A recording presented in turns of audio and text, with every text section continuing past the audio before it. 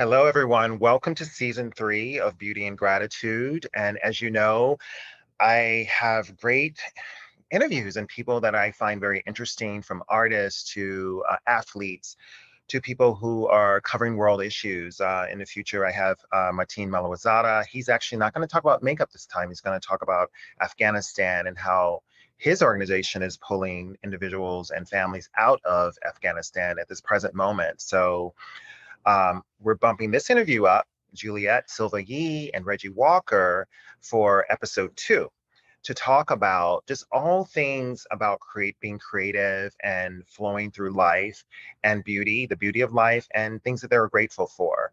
As you know, my book, 100 Days of Gratitude, is really about leaning into what makes us present, the now in life, and also about the intentionality of the future. So thank you for tuning in to Beauty and Gratitude. And I would like to introduce my dear friend, Juliet Silva-Yee, who I've met over a decade ago, possibly longer. Someone that I have collaborated with art shows and just worked on productions with TV and film, and who has always been a light and always with the best intentions of bringing artists and creatives and people together that she does so eloquently well. And I'd like to introduce her. Juliet, come on in, honey. Hi. Hi, how are you? Thanks for having me. Thank you for coming on. And I know you're taking time out of your day on the East Coast, and I appreciate it. Um, I want to just dive into doing living, because this is really how we connected. We met on a photo shoot. I think it was for a big MTV job.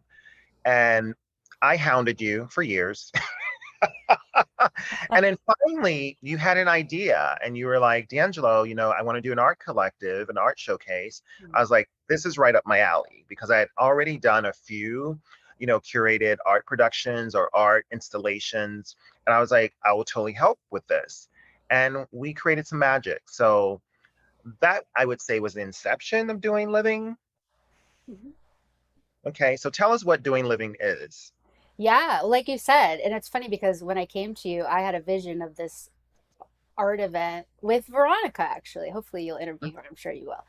I need Um, to. Yes, I need yes, to. yes. Thank you. We were working on a BAM opera, and she was showing me some of her works from her latest photos from she was shooting Lady Gaga at the Slipper Room I downtown. remember. Yes. And I was like, "Oh my God, these are fantastic!" And Lady Starlight, and like why haven't we seen these?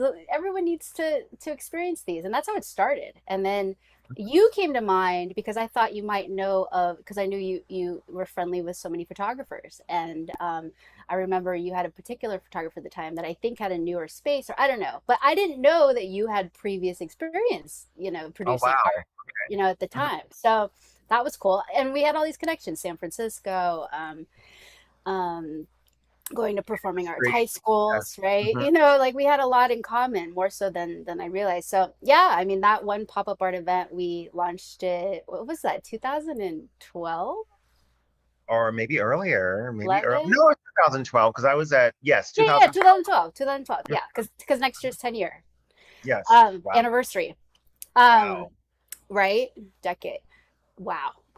um but yeah, and that just it was like we were doing makeup, and I was getting to the point in my makeup career where I was like, I need something else, a Mhm. creative expression of my of some form. So we got, how many artists did we get together the first pop-up art event? Seven, It was 11, probably 7 or 8 of them. 7, yeah, I think so. Hmm. And it's great to see some of their careers flourish, and we showcased, it was Fashion Week, and we showcased friends of ours that had landed in either styling, TV, film, fashion, but moved to New York to pursue their art. And so we Right. showcased them, for the first time, some of them in showing their artwork. There was a lot of them very accomplished makeup artists, stylists, whatnot. So that Mhm. was fun. And then, yeah, and then Apothecary Pop Up was the Mhm. next iteration. That was a funny, South Street Seaport. Howard Hughes was coming in. The neighborhood didn't like it. They needed us to bridge that gap, bring Mhm. culture and bring in the neighborhood, the businesses. So, and then we were given a space, and I was like, well, it's weird to sell art at a outdoor fair, so Apothecary pop-up was born. Mhm. But Wow. yeah, so I was also going through like health issues at the time, so I was really becoming aware of the products that was in my kit. And once I Yes. had that awareness, I was like, how can I put this makeup on my clients without educating them first? So pop Apothecary pop-ups were more of an educational platform. We had conscious conversations, and we had multiple events and summits and conferences and whatnot around that, and then doing Living Marketplace. Hmm. um, Hmm. and should I mean, I feel like I'm talking too much, but should No, I? you're not. I'm glad you're sharing because you're sharing the progression of, doing living, Yeah, from pop-up art events to the apothecary to doing living, which I think is a great business name. I think it's a great concept.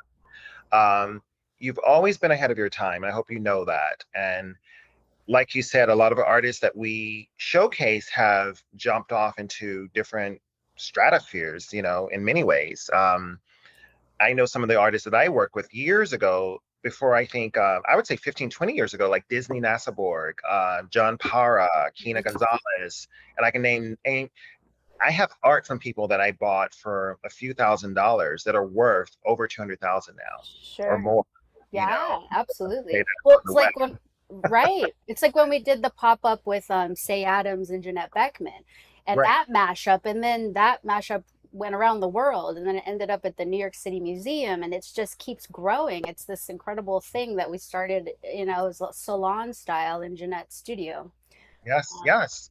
in the That village. and So, that's the beauty of it.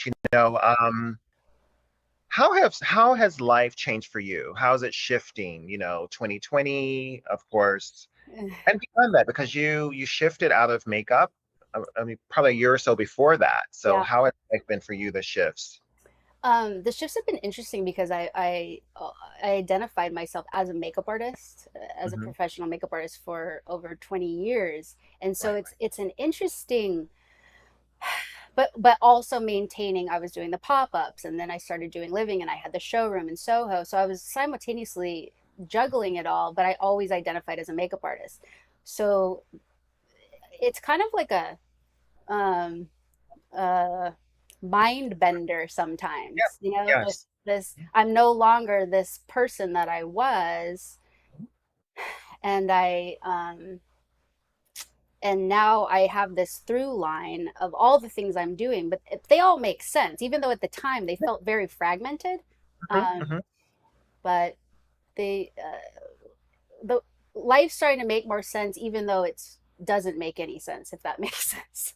It does. And Juliet, I believe that we are, and I say this all the time, not only to friends, but to myself and family, we are multidimensional beings. We're Totally. not, Reggie's coming on later. We're not just an NFL player. He's an author, he's a father, he's an advocate.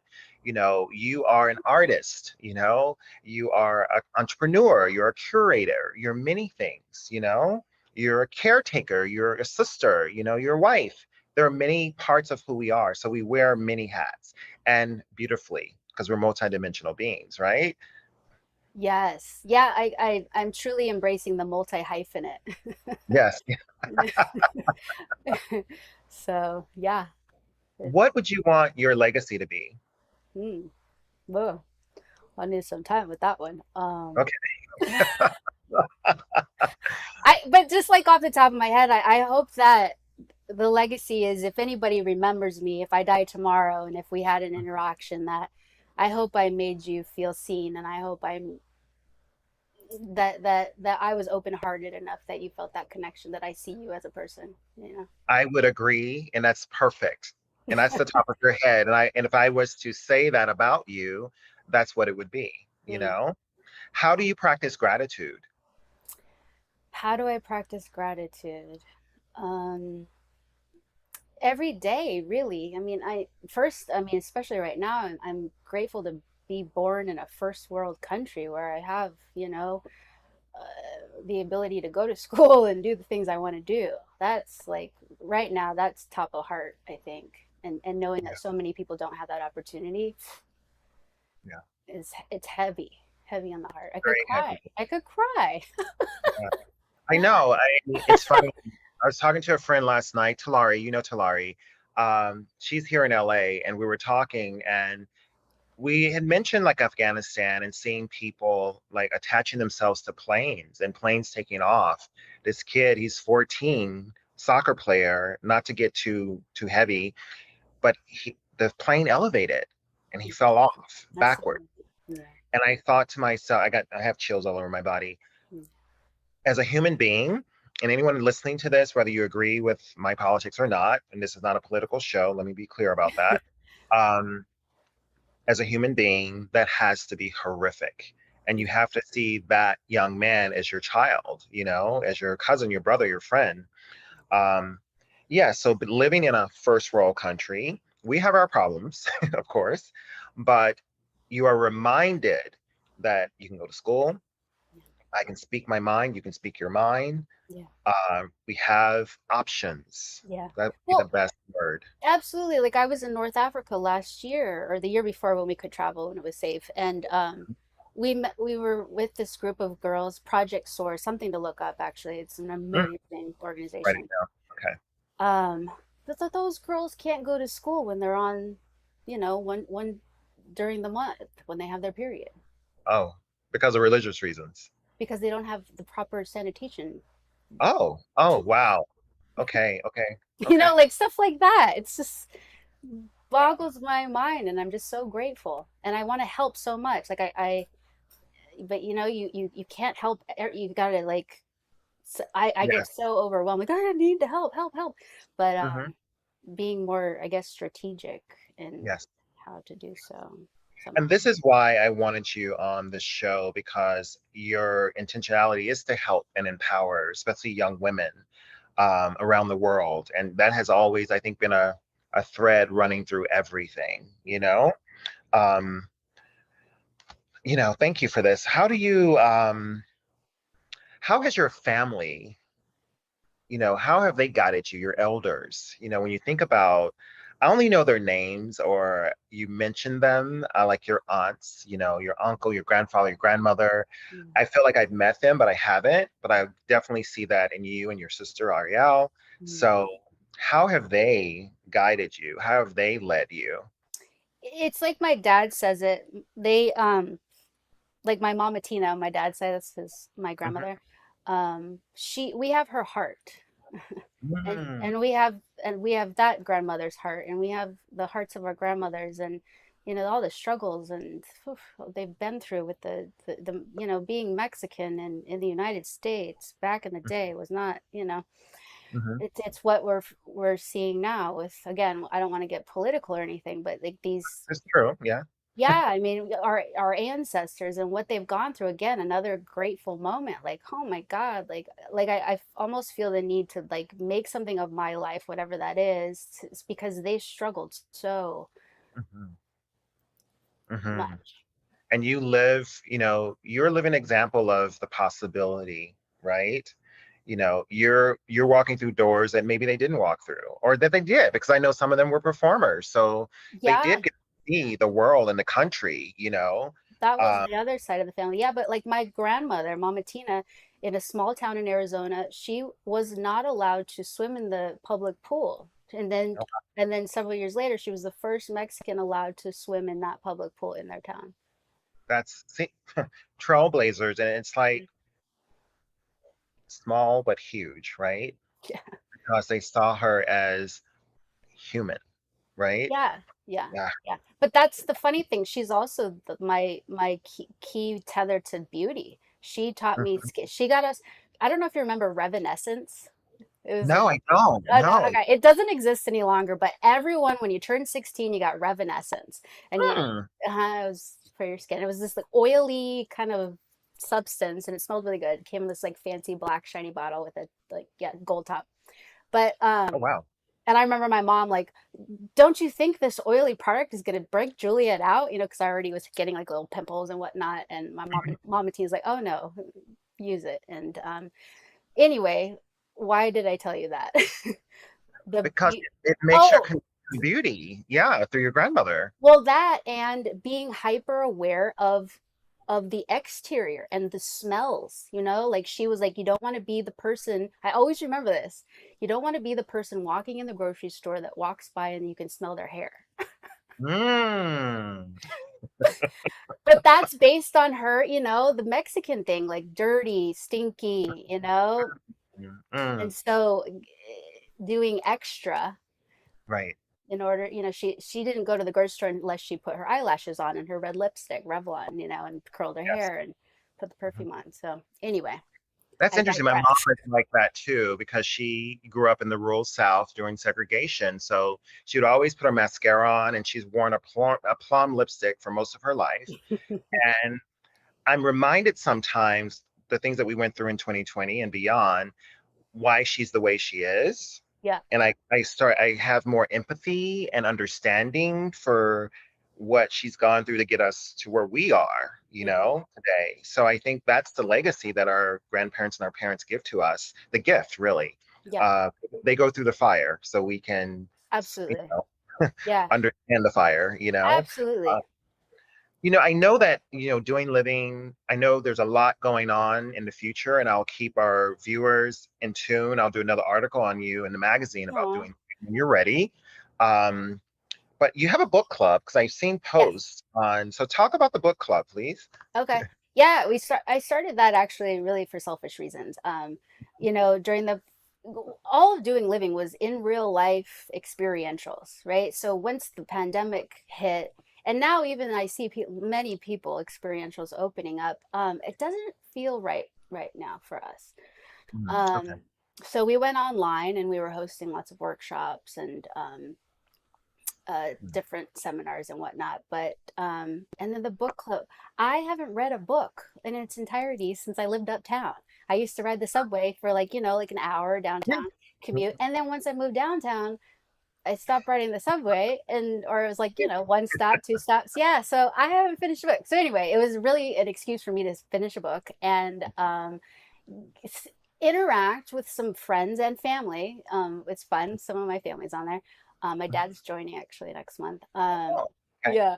Um, it gives us something, a tether to ground our conversations and really have a heart to heart, like, and get into it Hmm. immediately. Because we started with What Happened to You by Oprah Winfrey and Bruce Perry. So Beautiful. Mm. yeah, I think that's his name. I might have botched his name, but anyway, yeah, it's what happened to you versus what's wrong with you. Right, right. What happened to you? That's a powerful question, actually. Yeah, Wow. That's maybe another show. yeah. I will say it's a perfect segue because we have Reggie Walker, who's a former NFL player, but also he wrote a new book called The Game Within the Game. So, Juliet, we're gonna leave you, but please Okay, stay here because I okay, want you to come back for the round table, okay. and we're gonna take a break, and then we'll have Reggie Walker. Thank you so much. Thank you. Life is full of moments. And when sickness breaks your momentum, from the 5 a.m. stomach bug, or stress and anxiety at work, don't forget you have Teladoc. Great care options by phone, video, or app. 24/7 access to doctors. And access to therapists 7 days a week. From anywhere you are. Day or night. Whatever it is, we're always ready to help.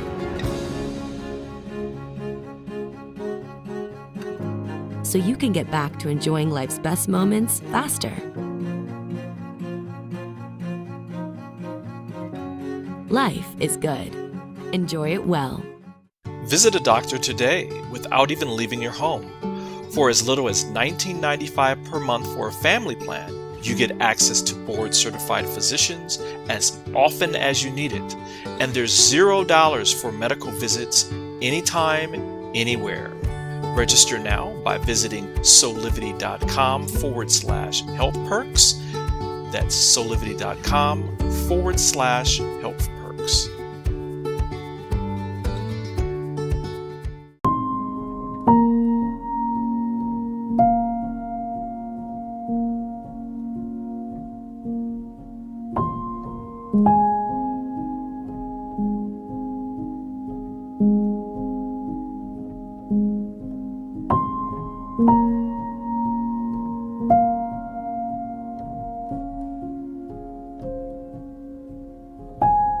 You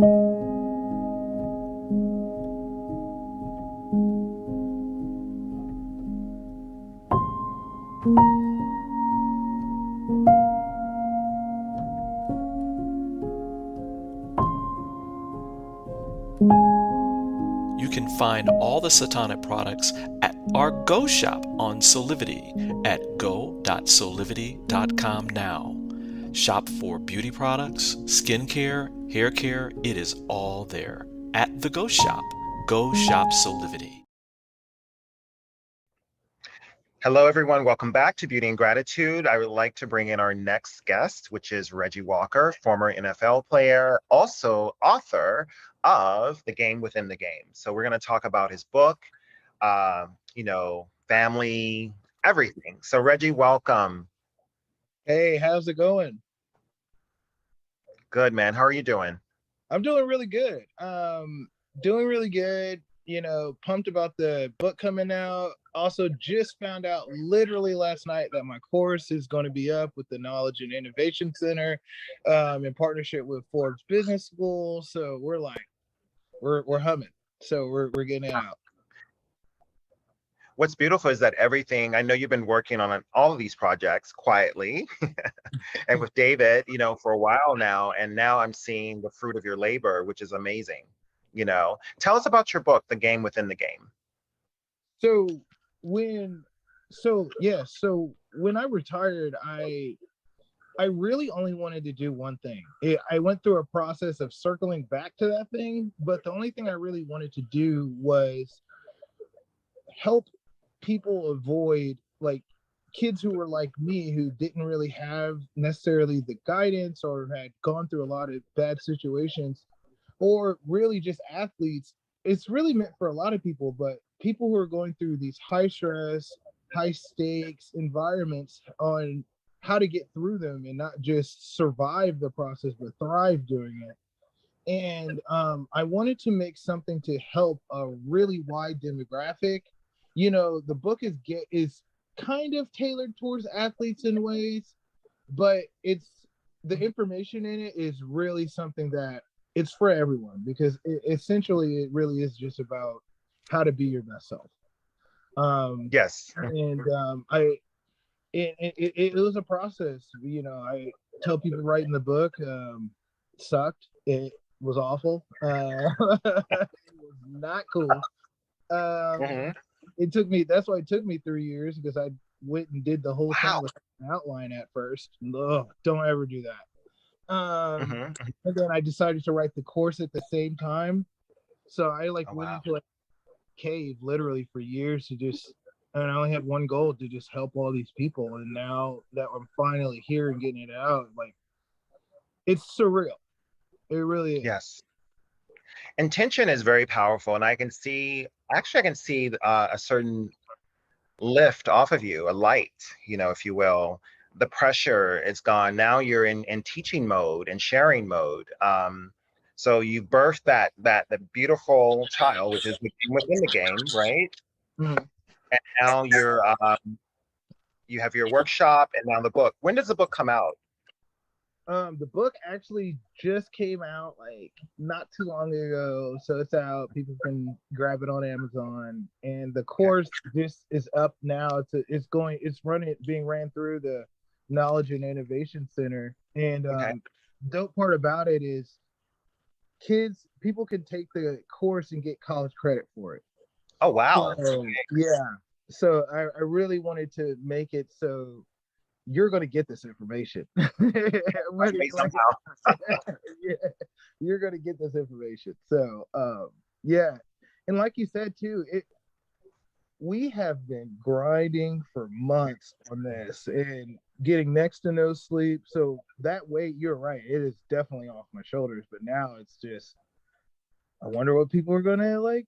How's this going to be received? And, you're just curious.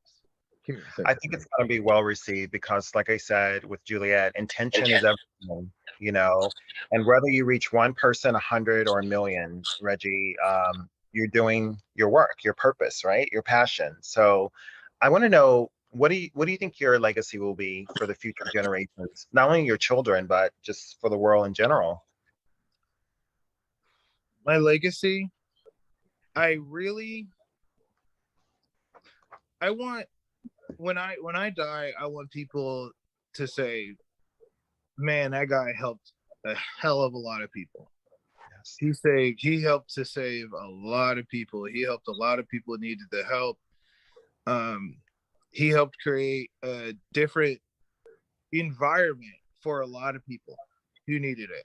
And I think that's what I want to do at the end of the day.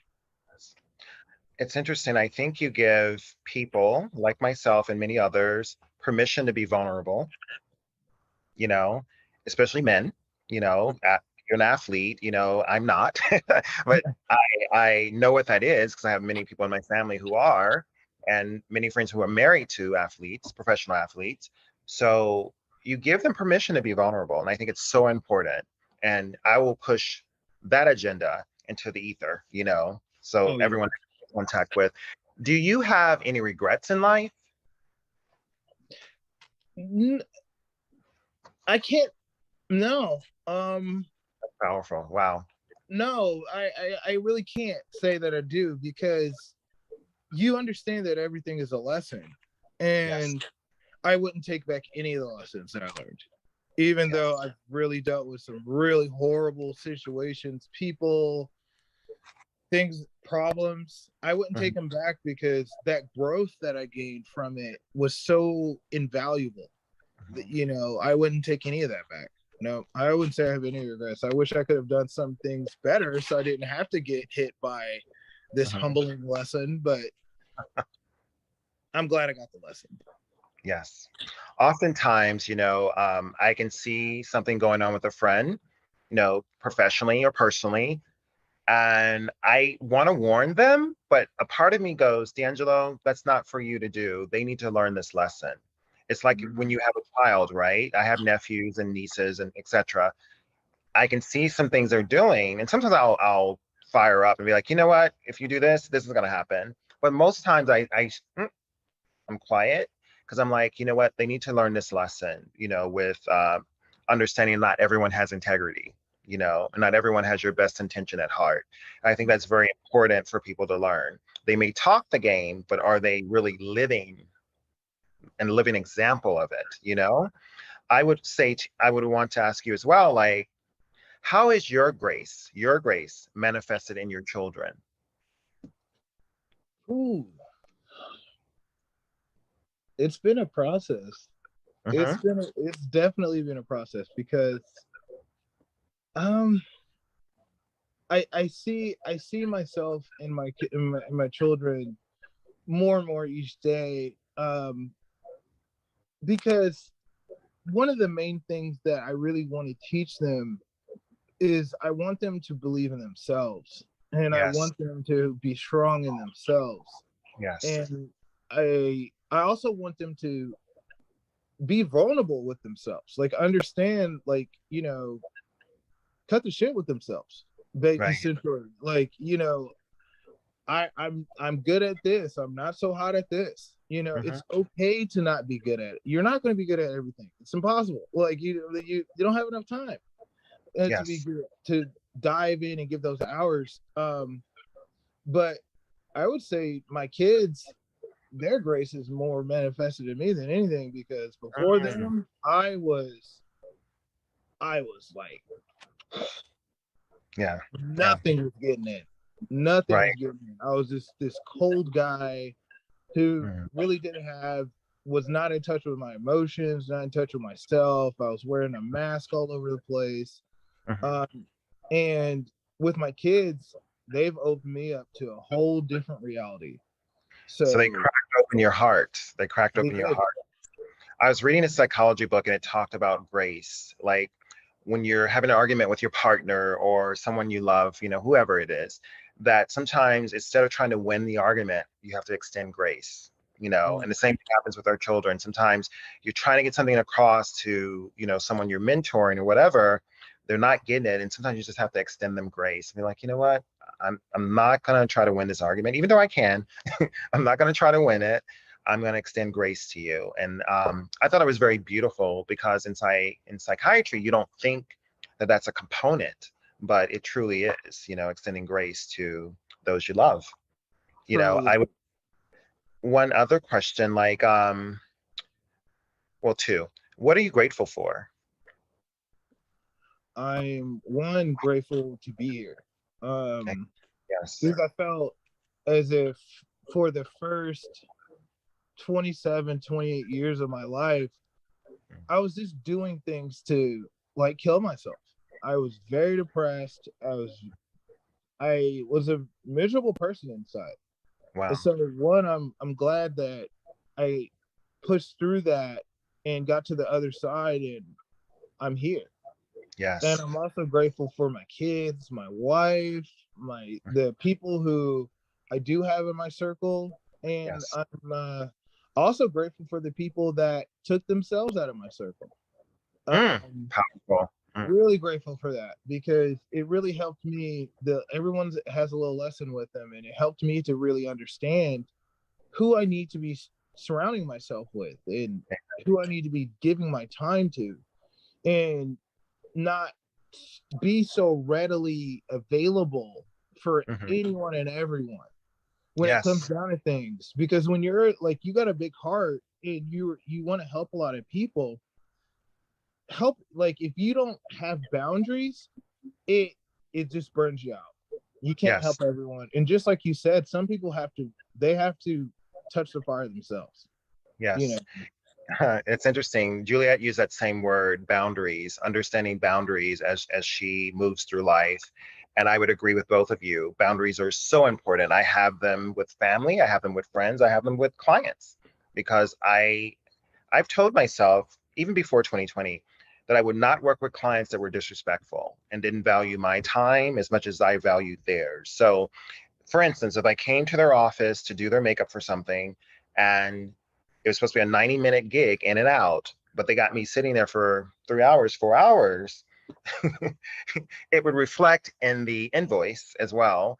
But also, I started to understand, this may be a top exec and a music label, but they're not respecting my time either.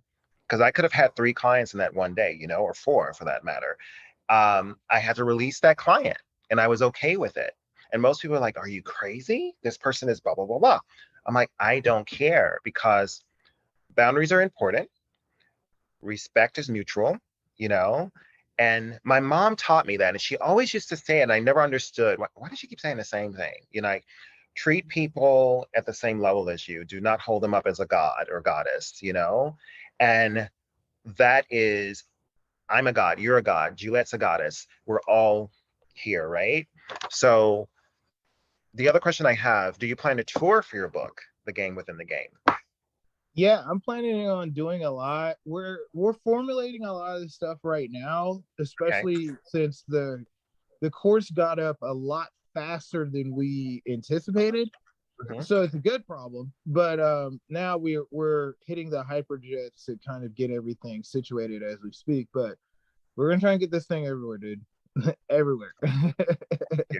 And I will be in the audience. Thank you I so much. appreciate that. I want to bring in Juliet again. I have a round table, a few questions for both of you. And I just want to really thank you both for taking the time out of your day to come on. And I see a light in both of you. I see a shift. And I'm so glad that I reached out, and that you're a part of this. There's a season 3 of Beauty and Gratitude. So thank you both very much.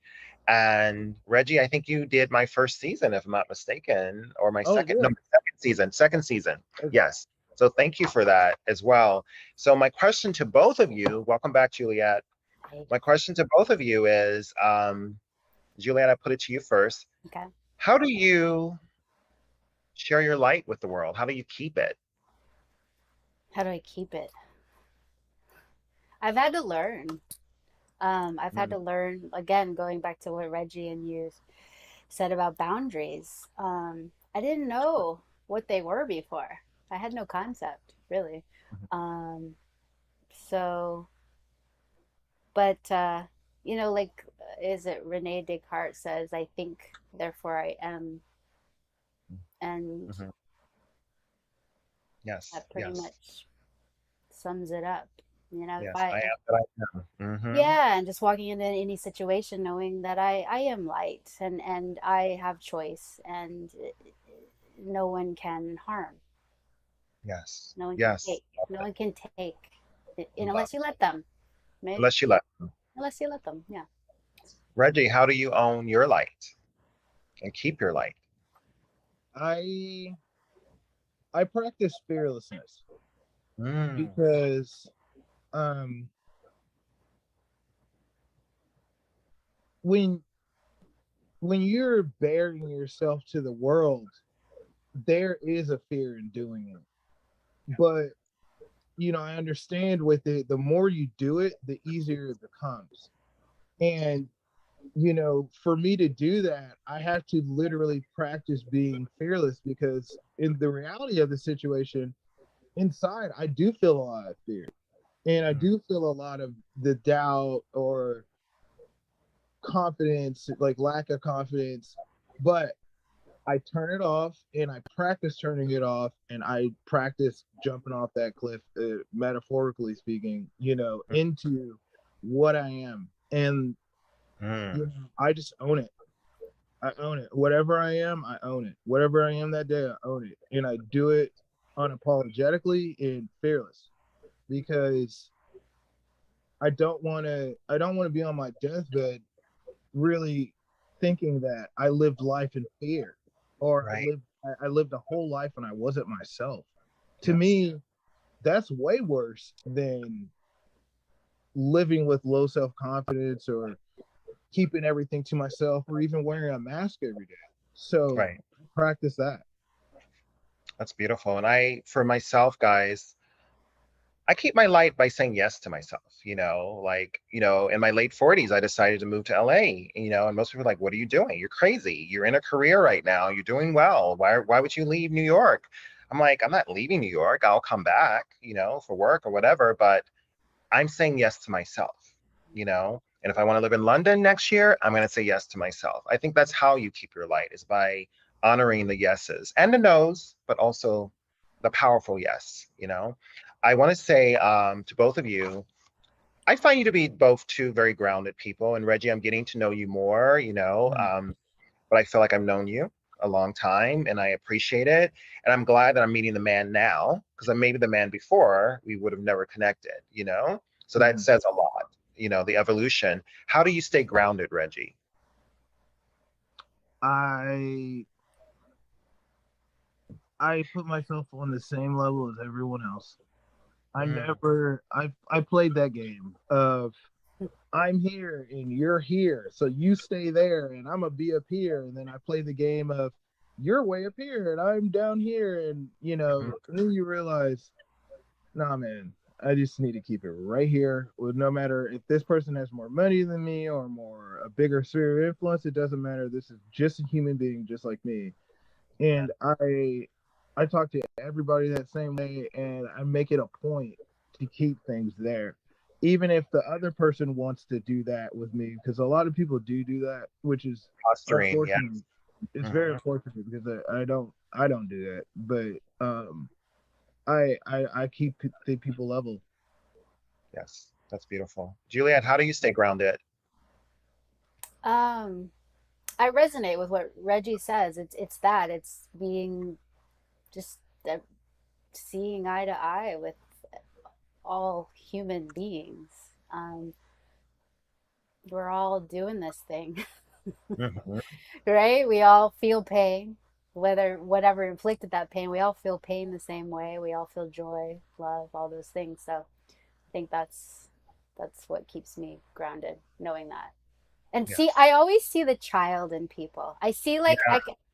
I picture like a little toddler. I just that's how it is, and I can also see people as older, wiser versions Mhm. of themselves. So I don't know. It's a fun thing to do, and like even now while I'm staring at both of you, I'm thinking you as little children and how cute you was. I was doing this as a little kid. I was doing interviews. I was designing, doing all kinds of stuff. Of course We you were. are children in many ways, and we are wise in many ways. I would say that's how the creator looks at us as children, you know, and just understanding that they're going through their process.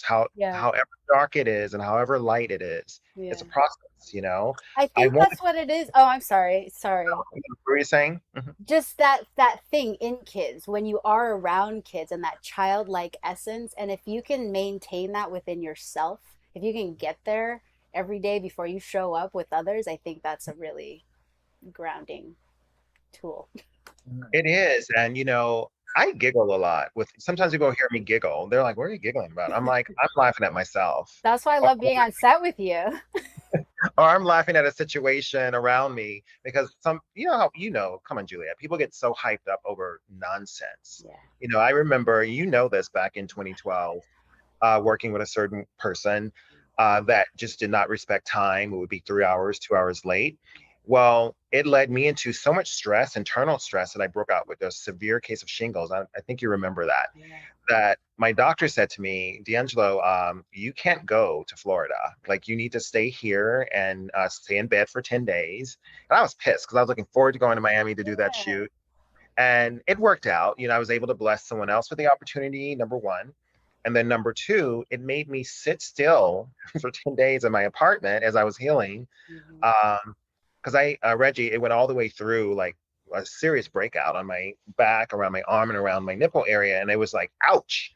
And when I say I didn't wish that on my worst enemy, it is so true. But during that process, my point is that it made me sit still, and it made me remember who I am and not lose the joy in being a makeup artist, and not losing the joy in being a creator, and also learning how to set boundaries. It comes back full circle with our conversation about boundaries, gratitude, everything that you guys do. Reggie, as an athlete, as an author, as a father, as a friend, as a mentor, as a mentee, you're all those things, right? And then Juliet, as I consider you a teacher, a very wise woman, a person that's empathic around people, creative, the mother, the divine goddess, in many ways. So thank each of you for being on my show, Beauty and Gratitude. Thank you so much, and have a great day. Thank Thank you, you guys. so much. This is Thank such a you great so much. platform. Thank you. Thank you for doing this. Thank you so much.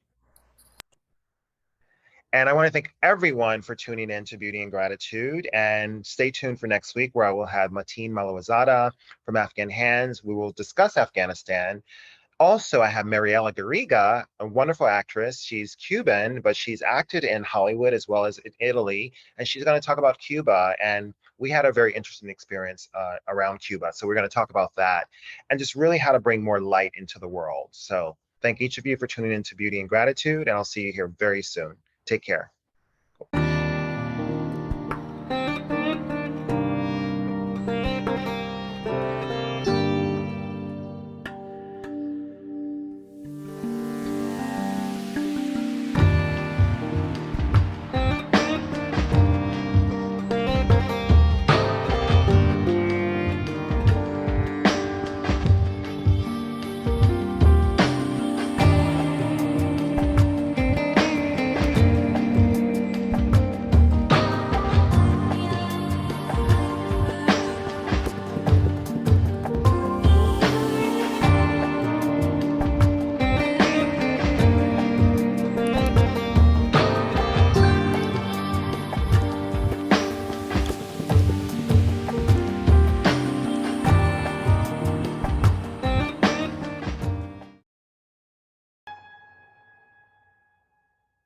Have you ever asked the question,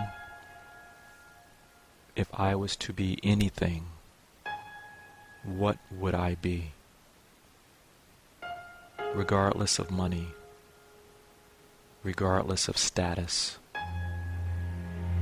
beyond popularity and fame, living your passion,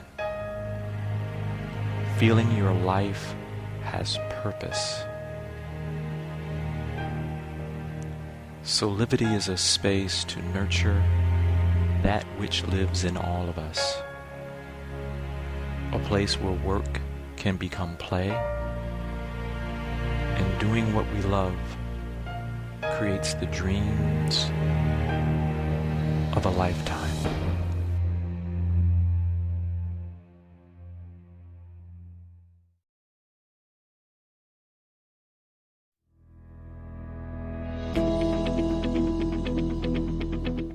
You've all done autism awareness training, but what did you really become aware of? That autistic people have obsessive and repetitive behaviours, have trouble making eye contact, don't really make friends easily. It's time for that form of training to go, because what everybody needs, whether it's autistic children or adults in the workplace, is acceptance. So what I would like you to do is to think of everything that you've ever learned about autism and autistic people, crump it all up and throw it away, because this is something completely different. It's an entirely new model of training.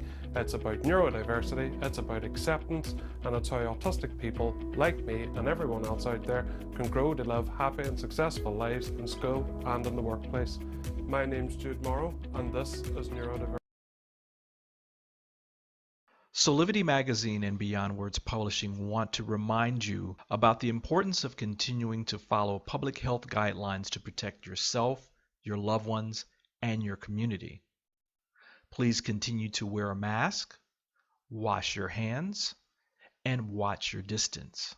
Please visit these sites for further information about how to stay safe from COVID-19 into the new year. Remember, love protects us.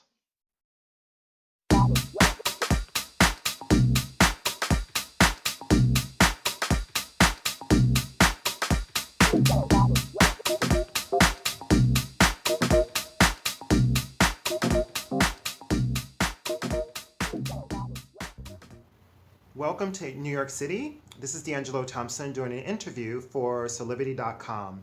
We're interviewing Lori Esposito, hair and makeup artist. Welcome, Lori. How are you? Hi, D'angelo. I'm doing great. Thank you so much. So, tell us a little bit about yourself, how long you've been in the industry.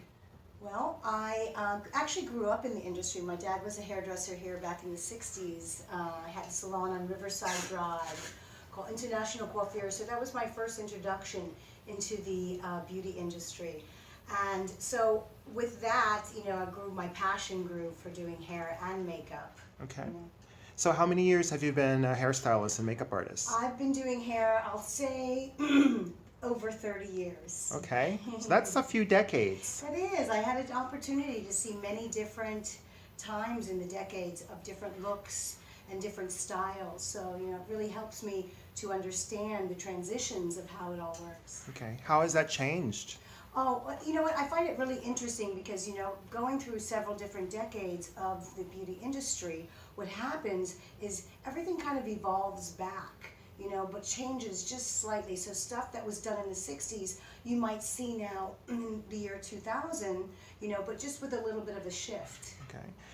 What do you think has changed as far as hair care, hair treatment in the guise of organic? Yes. So about 10 years ago, I chose to go into the organic field of hairdressing with the products and stuff because, we're surrounded by so many chemicals with this, the colors and things like that. And now, because I want to be doing hair a lot longer, I don't want to be exposed to the toxins. So now I'm finding that by using more organic products on the hair and the integrity of it is becoming much more healthier. Okay. And I know that you do organic color as well. Mm-hmm. What made you choose that route? Well, because I wanted to really show people that it wasn't necessary to have to use harsh chemicals on their hair, which in return really improved the integrity of the hair health. Okay. So there was a lot more shine coming out of the hair, there was less damage, and plus for the environment that we work in, because we tend to work in very closed places, it really was much more healthier for us in the whole. So more health for yourself and for your clients. Yeah, for both of us. Yeah, okay. For both of us. Okay. Mm-hmm. So tell me about what makeup companies you've worked for through the years. Oh yes, I've been doing makeup since the late 70s, I'd say early 80s. Wow. And there was a company back then called About Face, which was the first introduction for doing makeup. And it's so funny because, you know, when I talk with people who are in the industry as long as I am, and we talk about it, it was like, oh my God, you were with that company too. So yeah, so back in the early 80s is when I got first introduced. And then, you know, went into the, you know, when Mac became very big and when it first came out. And then, you know, there's a couple different lines. But, you know, at the same time, you know, if you go out and just in your local drugstores, you can really get some classic finds there that are, you know, diehards. What are your favorite products now? I really like to use the Makeup Forever. Is one of my favorites. One of my favorite hairdressers in New York City here recommended it. I do have some MAC that I still use, little old school stuff, but there is a product that I love to use that I swear about, and it's by L'Oreal. You can get it in your local drugstore. It's called a Skin Beautifier. It's a BB cream, and it's magic. It is beautiful, and I have actually, when I use it on clients, they're like, where can I get it? Okay. So. What have been some of your clients in the past few years, past decades?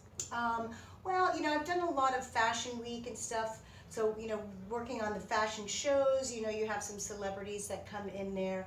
I generally work with a lot of people in corporate America, you know, I would say. But I've done I've done a lot of work with some of the local designers, you know, doing editorial work. So there's some models that I've done some models from Tyra's, you know, America's Next Model, Top Model, and all that. So generally more in the fashion, more so than in the celebrity status. But, you know, back in the 80s, I actually did some charitable events where, you know, I worked on Connie Stevens and, you know, a couple of the old school people there, so. Old school and fabulous. Yes. Yes. So I know that you're a business owner as well. How long have you been a business owner? Where did you start your salon? Where are you now?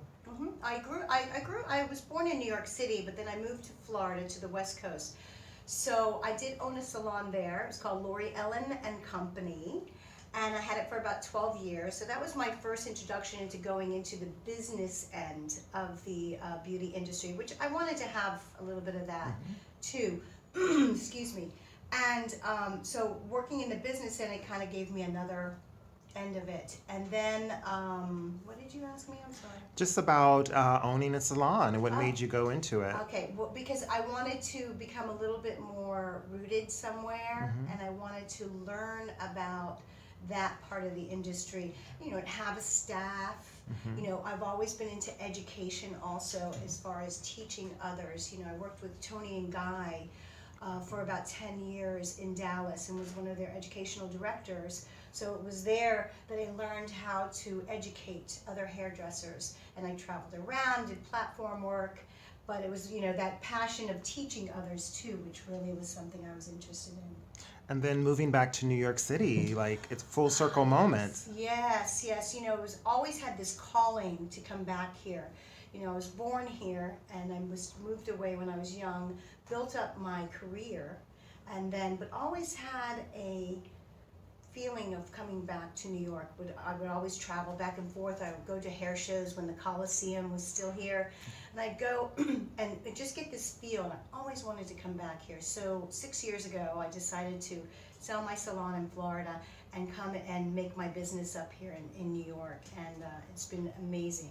Wow. And how has been integrating being a business owner in New York, a mom of a gorgeous preteen? Yes, I have a 12-year-old daughter who goes to school here in New York City, which is kind of interesting. I kind of put myself in her shoes because it's when I had to leave New York, so I get to relive growing up as a child here in New York. But yeah, it's a little bit of a juggle, but you know, I do work for myself. I do a lot of freelance stuff, so, and I work by appointment, so it gives me the freedom to do my craft, but also to be there to be a mom also.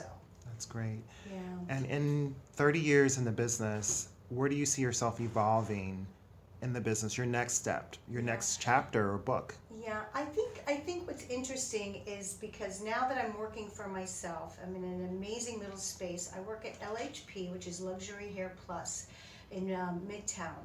And it's a very, very private, exclusive space. So it's all about when the client comes in that it's all about them, okay? And it's more personalized, so it's not as chaotic as a lot of places might be where you've got 3 or 4 different people working on you. what it is it's a much more exclusive place that gives you that very personable attentiveness, so that it's all about you. And it's funny when people say to me, well, so what's in now? What's the most popular thing? And one of my favorite things to say to them is that it's whatever is going to look best on you, because it's about making you look your best. Not everybody can have purple hair or gray hair or something like that. It's about what makes that individual look their best.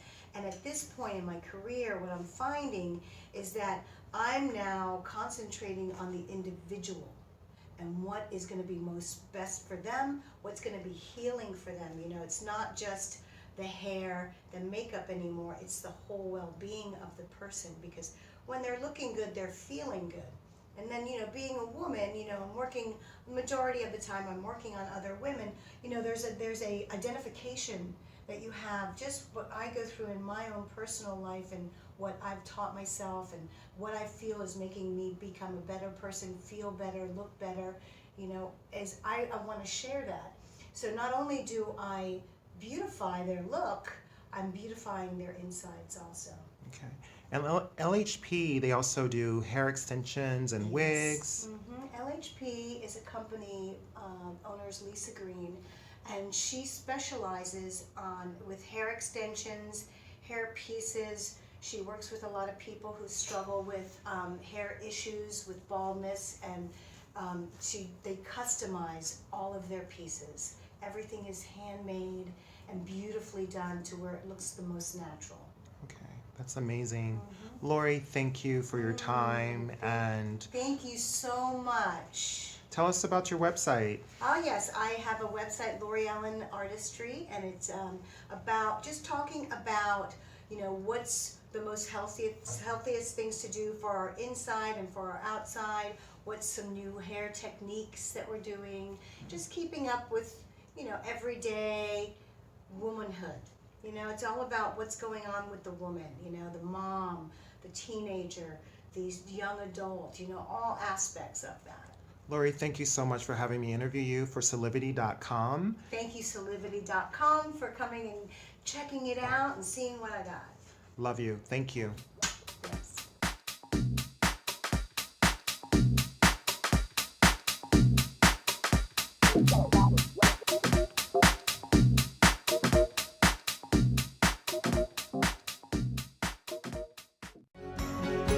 Life is full of moments.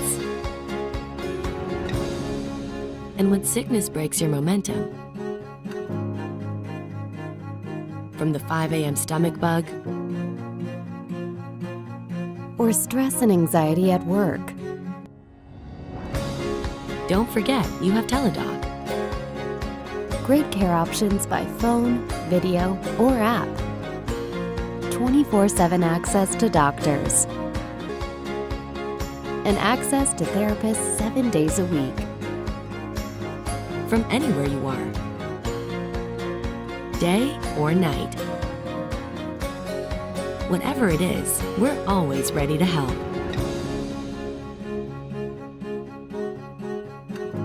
So you can get back to enjoying life's best moments faster. Life is good. Enjoy it well. Visit a doctor today without even leaving your home. For as little as $19.95 per month for a family plan, you get access to board-certified physicians as often as you need it, and there's $0 for medical visits anytime, anywhere. Register now by visiting solivity.com/health perks. That's solivity.com/health perks.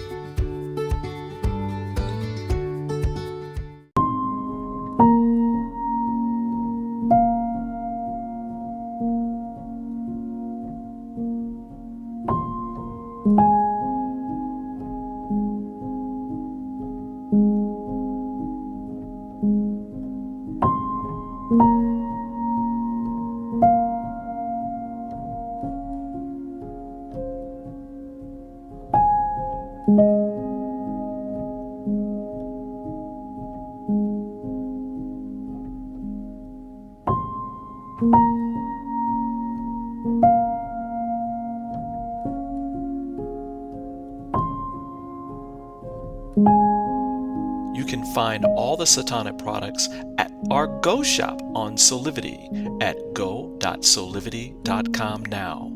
Shop for beauty products, skincare, hair care, it is all there at